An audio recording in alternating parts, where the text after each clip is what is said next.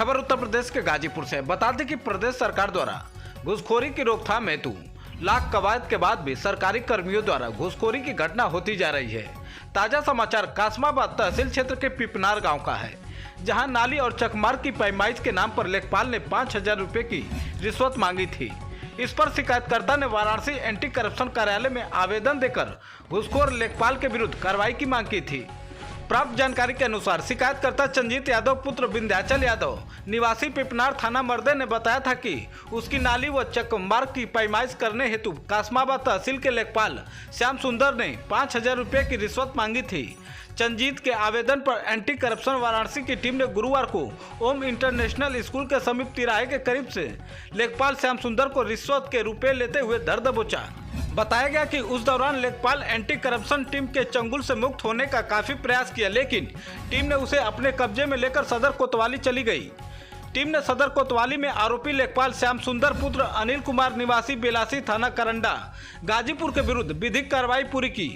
Trap की इस कार्रवाई में टीम प्रभारी एसएचओ उमाशंकर यादव, राजेश यादव, मैनेजर सिंह समेत मुख्य आरक्षी शैलेंद्र कुमार राय, सुमित कुमार भारती, विनोद कुमार आरक्षी, अजीत कुमार सिंह, आशीष शुक्ला, अजय कुमार यादव, सूरज गुप्ता, वीरेंद्र प्रताप सिंह व चालक अश्वनी पांडे, विनय कुमार शामिल रहे। आपको बता दें कि दूसरी तरफ इस घटना की जानकारी होते ही कासमाबाद तहसील के राजस्व कर्मियों में हड़कंप मच गया। वहीं कुछ लोग इस घटना को फर्जी बताते हुए लेखपाल के पक्ष में सदर कोतवाली तक जा पहुंचे और लेखपाल को बेकसूर बताते रहे। देखें ये रिपोर्ट। गाजीपुर से ब्यूरो रिपोर्ट, उत्तर प्रदेश।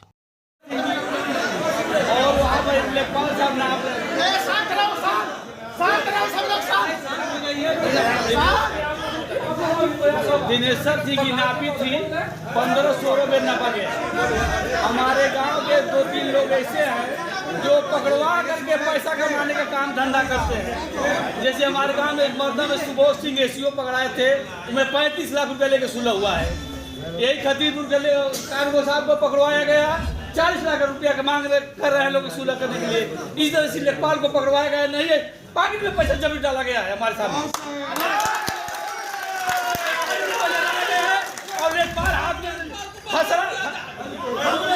फंसा लिया था, रजिस्टर लिया था, गोलियां लिया था और लिख रहा था, पाकिट में पैसा डाल दिया गया। वो बेचारा लिखा हम दूर थे खड़े। नंद यादव ने डाला है, नंद यादव छोटा सा लड़का है, वो जबरी पैसा डाला है।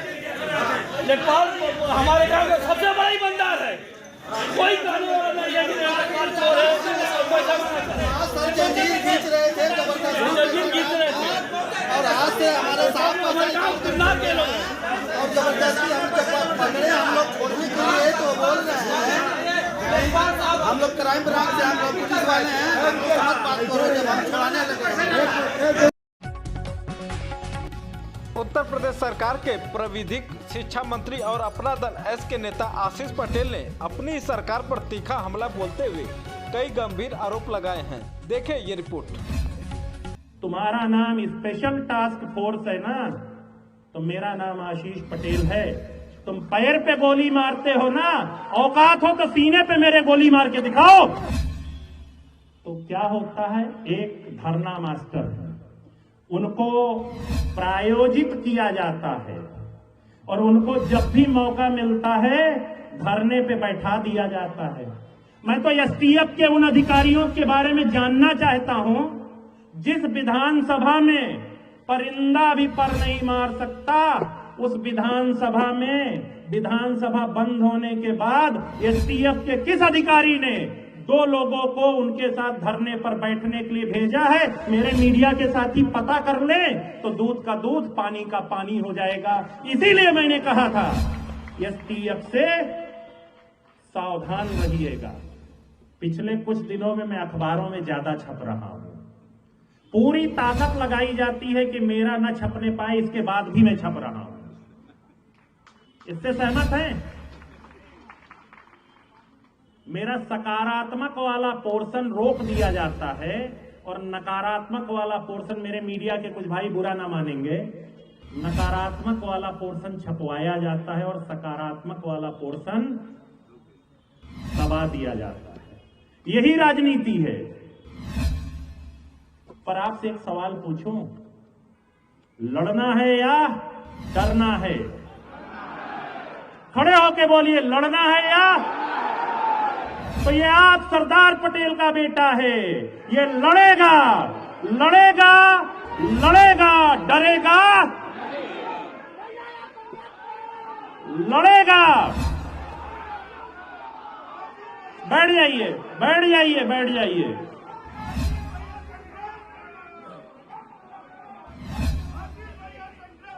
बैठ जाइए। आपने कह दिया तो और ताकत से लड़ूंगा।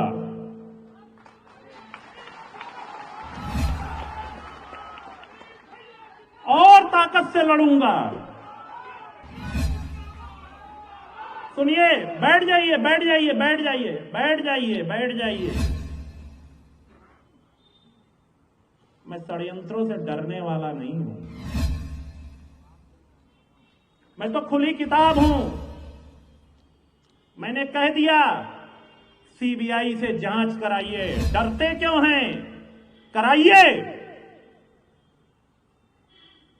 मेरे हर कार्य की सीबीआई से जांच कराइए। पर अखबार में 1700 करोड़ रुपया का दुरुपयोग करके, सूचना विभाग का उपयोग करके अखबारों में किसी भी राजनीतिक आदमी का मान मर्दन मत करिए, नहीं ईंट का जवाब पत्थर से दूंगा।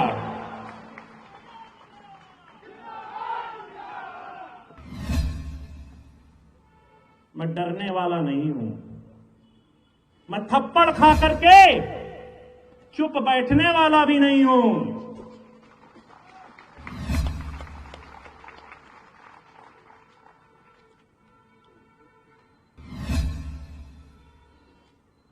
हमने अगर आपको वोट दिया है तो हमारे अधिकार भी हैं।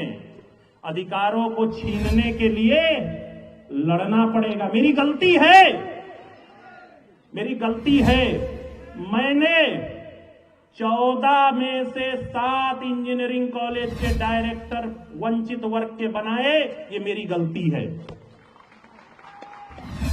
मेरी गलती है कि मैंने अपने विभाग में पिछड़े दलित वर्ग के लोगों के हितों की रक्षा की है। ये मेरी गलती है और ऐसी गलती मैं करता रहूंगा। मैं ऐसी गलती करता रहूंगा, डरूंगा नहीं।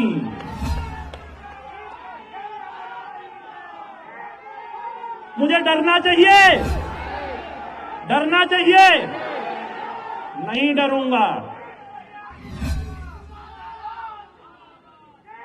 डरूंगा नहीं। डराइए, कितना डराएंगे आप?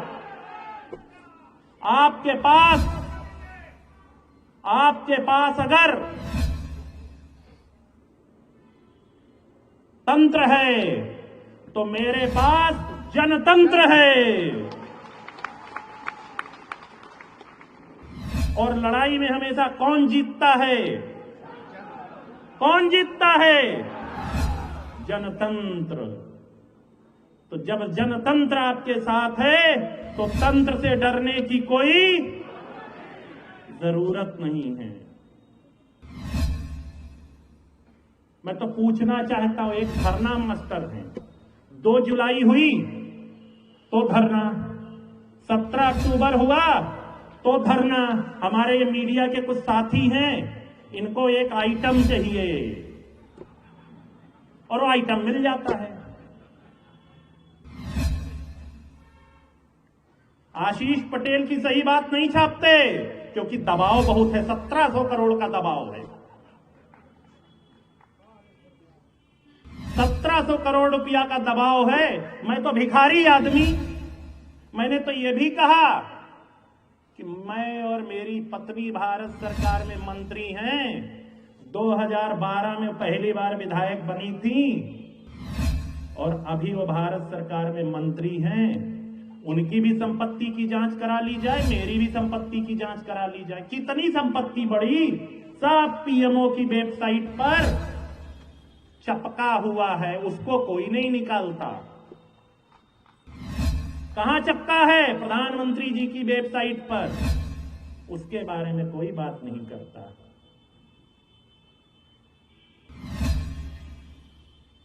आगे कहूंगा। तो क्या होता है, एक धरना मास्टर है, उनको प्रायोजित किया जाता है और उनको जब भी मौका मिलता है धरने पे बैठा दिया जाता है।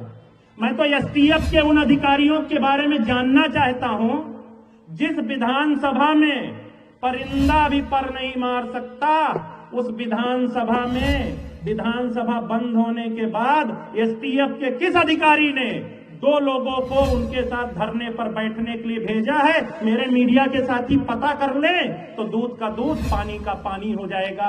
इसीलिए मैंने कहा था एसटीएफ से सावधान रहिएगा। सारे षड्यंत्र की रचयिता कौन है? कौन है?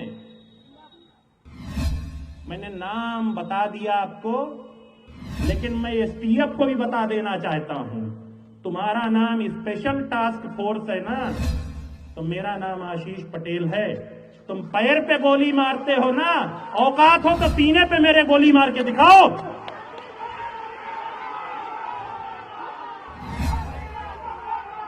मुझे पता है आज के बाद से मेरे खिलाफ और षड्यंत्र होंगे, पर फिर से मैं आप सबसे पूछता हूं, मुझे डरना चाहिए या लड़ना चाहिए?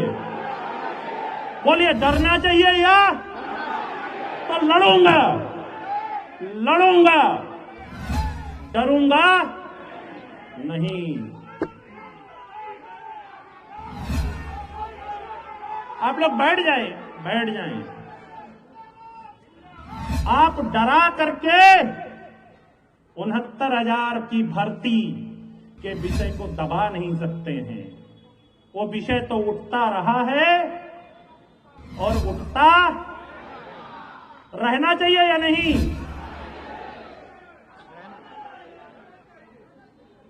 और सबको पता है, सबको पता है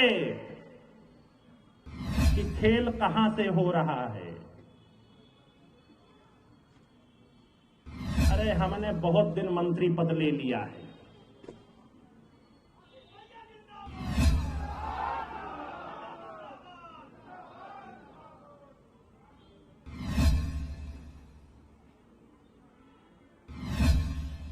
मेरी बात से सहमत है ना? लड़ने के लिए सहमत है ना? बैठ जाओ, बैठ जाओ, बैठ जाओ। अरे बस बस, अभी बैठो बैठो।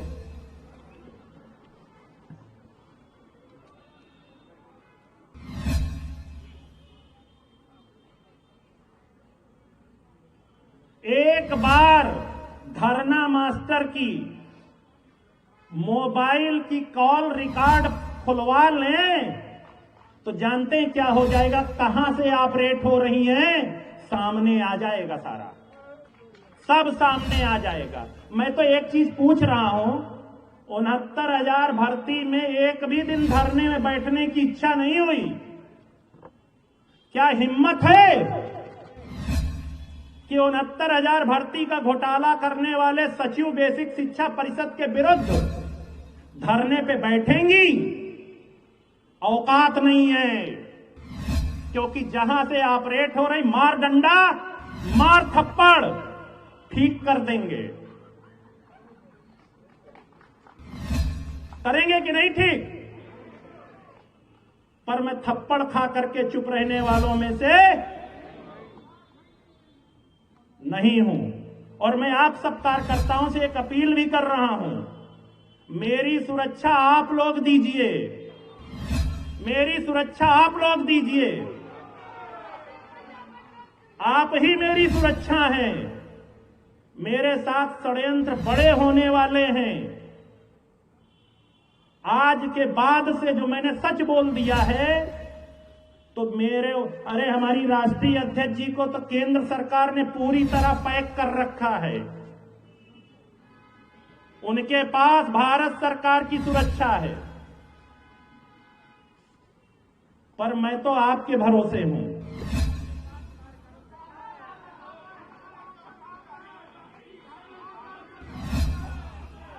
बैठ जाइए, बैठ जाइए। मेरे साथ आप लोग रहेंगे तो किसी की औकात नहीं है मेरा बाल बांका कर सके। बिहार की पॉलिटिक्स में एक बार फिर खलबली मच गई है। ऐसा दावा किया जा रहा है कि एक बार फिर नीतीश कुमार पलटी मार सकते हैं। हालांकि ये कोई नई बात नहीं है, लेकिन इस बार जिस तरह से नीतीश कुमार ने लालू के ऑफर पर जो इशारा दिया है, वो कहीं ना कहीं ये बयान कर रहा था कि लालू यादव के ऑफर से नीतीश कुमार को कोई ऐतराज नहीं है। दरअसल इस साल के अक्टूबर-नवंबर महीने में बिहार में विधानसभा के चुनाव होने हैं, लेकिन इससे पहले ही एक बार फिर नीतीश कुमार के पलटी मारने की खबरें सामने आने लगी है। देखिए ये रिपोर्ट। लालू यादव ने स्वागत किया है, मुख्यमंत्री जी लालू यादव ने स्वागत किया है, कह रहे हैं कि आएंगे तो हाल ले लेंगे हम लोग।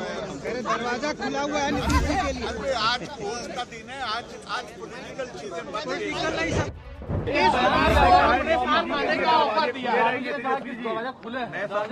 तो आप पत्रकार लोग आप पूछते रहते तो क्या बोलेंगे? आप लोगों को ठंडाने के लिए बोले।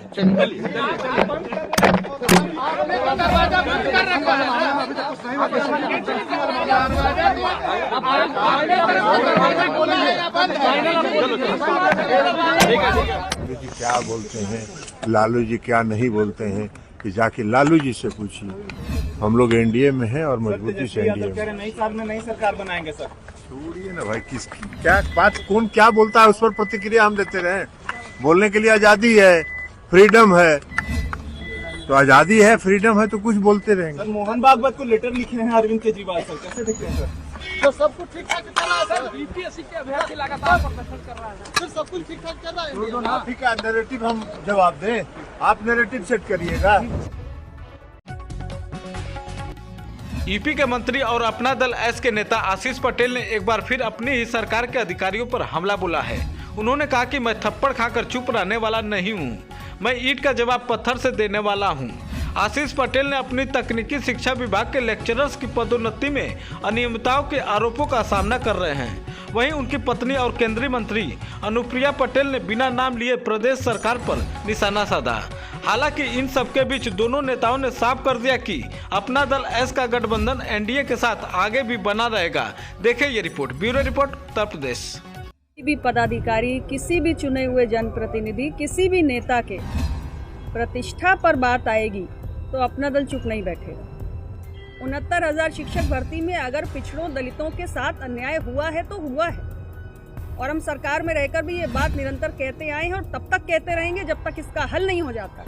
जो लोग जिम्मेदार हैं उनको हल करना होगा। आप लोगों को कुछ पूछना हो तो बात करिए, हम तो अपनी बात मन से कही चुके हैं। मंत्री जी बस प्यादे नाम सब आगे प्यादे कौन कौन है?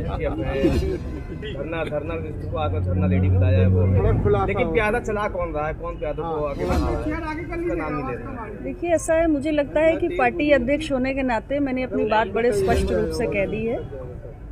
हमारी पार्टी के किसी भी कार्यकर्ता, किसी भी पदाधिकारी, किसी भी चुने हुए जनप्रतिनिधि, किसी भी नेता के प्रतिष्ठा पर बात आएगी तो अपना दल चुप नहीं बैठेगा। प्रतिष्ठा के साथ किसी भी प्रकार का कोई समझौता मेरी पार्टी नहीं करेगी, और ये बात बहुत ही स्पष्ट रूप से मैं आप लोगों के माध्यम से कहना चाहती हूँ। पिछले दिनों जो भी बातें मीडिया के माध्यम से जनता के बीच आई हैं, उस पर मैं सिर्फ इतना कहना चाहती हूँ, किसके इशारे पे ये सब किया जा रहा है, कहाँ से किया जा रहा है, ये अपना दल का एक एक कार्यकर्ता जानता है, अपना दल का एक एक समर्थक जानता है।